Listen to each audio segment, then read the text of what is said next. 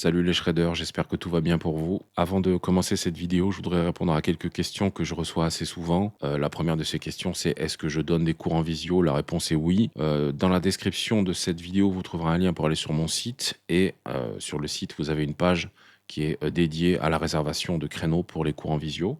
Alors, on me demande également si j'ai des formations disponibles. Donc, je suis en train de travailler sur la première, donc j'en ferai plusieurs. Alors, cette formation parlera de phrasé et d'improvisation. Ce sont des thèmes qui reviennent très souvent dans les commentaires.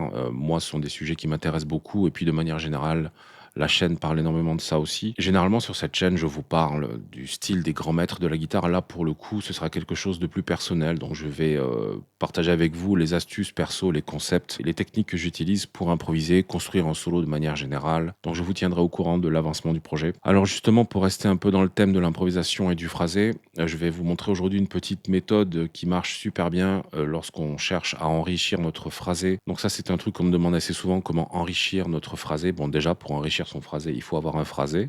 Ce sera le sujet des, des formations en question. Alors, une technique qui marche super bien, par exemple, si vous êtes en train d'improviser sur un accord statique, ce qu'on appelle un vamp. Par exemple, vous avez un accord mineur 7 qui tourne sur plusieurs mesures. C'est souvent ce qu'on fait quand on s'entraîne sur des backing tracks. Alors, on joue la pentatonique mineure, on joue le mode dorien, éventuellement le mineur mélodique. Et donc, vraiment, quelque chose qui enrichit le phrasé, c'est d'imaginer qu'un autre accord s'invite.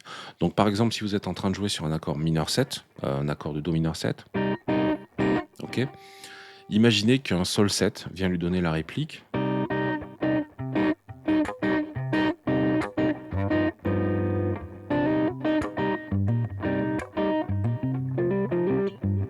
D'accord, son accord de dominante. C'est une combinaison qu'on trouve dans le blues mineur, hein, donc il n'y a rien de mystérieux là-dedans. Donc l'idée, en fait, c'est de faire entendre le son de cet accord virtuel, qui n'existe pas, cet accord imaginaire, pendant votre solo. Alors l'idée, c'est de jouer ces notes comme si vous jouiez l'accord, hein. Donc en fait, vous prenez cette rythmique, d'accord, et à la fin du cycle, voilà, à la fin de la deuxième mesure ou de la quatrième mesure, par exemple, vous faites entendre le sol 7. Donc on va voir ce que ça donne en musique. Voilà, donc là j'ai mon Do mineur 7 qui tourne, et j'imagine qu'il y a un sol 7 qui lui renvoie la balle.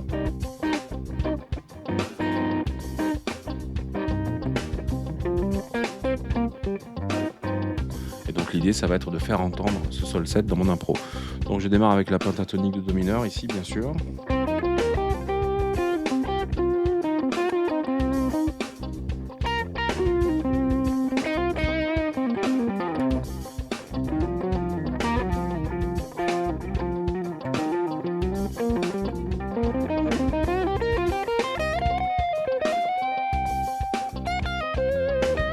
Et je vais utiliser une forme de l'arpège de sol 7 qui se trouve à proximité, donc celle-ci.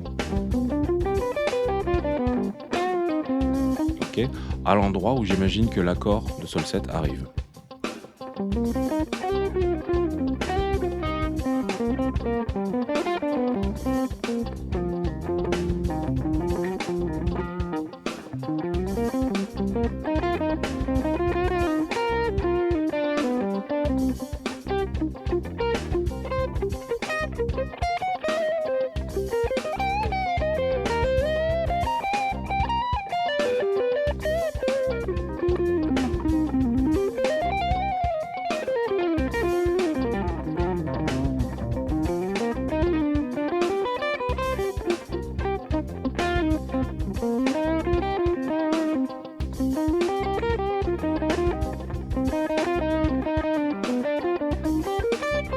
Je peux jouer dorien sur le Do.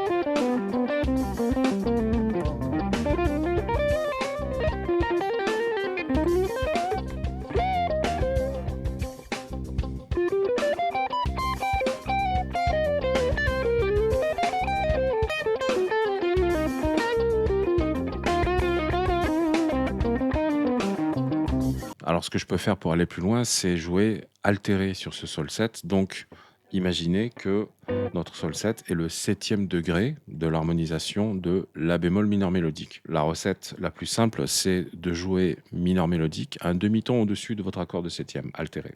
Donc là, la bémol mineur mélo. Ok.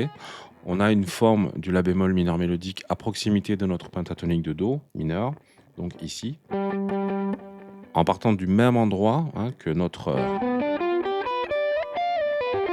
arpège de sol 7. Donc 10e case du la. Ok, je prends toutes les notes à disposition.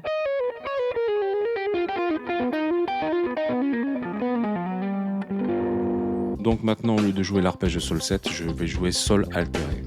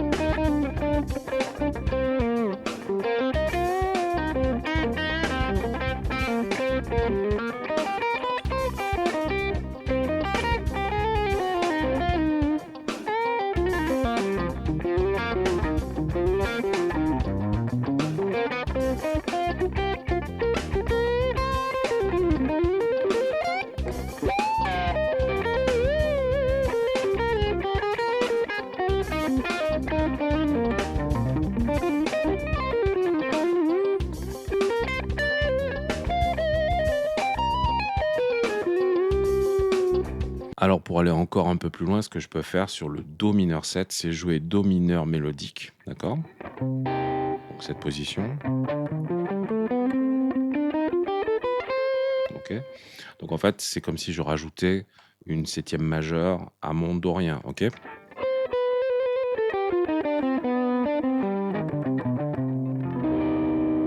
Pour ajouter une tension et ce côté fusion très classe et assez mystérieux sur le do mineur.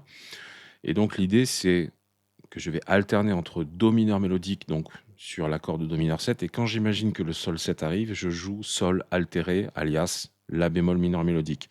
Donc j'ai 2 mineurs mélodiques qui se répondent, do mineur mélodique et la bémol mineur mélodique.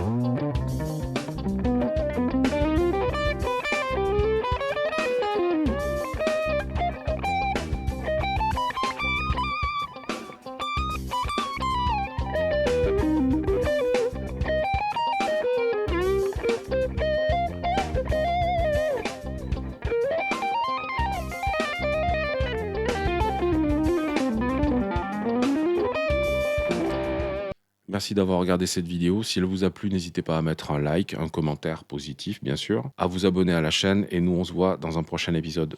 Ciao!